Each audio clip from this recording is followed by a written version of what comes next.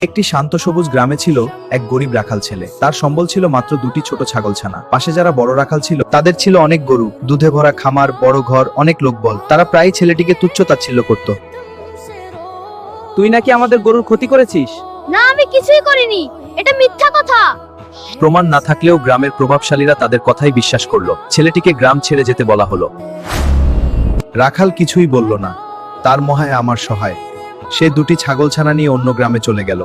নতুন জায়গায় সে ছোট করে শুরু করলো। কিছুদিন পর ছাগল বাড়তে লাগলো, 2টি থেকে 4টি। সে সততা আর পরিশ্রম দিয়ে ধীরে ধীরে একটি বড় খামার গড়ে তুলল। দুধ, এবার সবকিছু ঠিকঠাক বিক্রি হবে। কয়েক বছর পর সেই গরিব রাখাল হয়ে উঠল বিরাট ব্যবসায়ী। এখন আমার খামারে কাজ করে অনেক মানুষ। দাদা, আমার রুম দরকার, আমারও কাজ দরকার। দাদা, বেকার বসে আছি না, জমি বিক্রি করতে হবে, টাকা লাগবে। আমরা ভুল করেছি। প্রতিশোধ নয়, সহযোগিতা।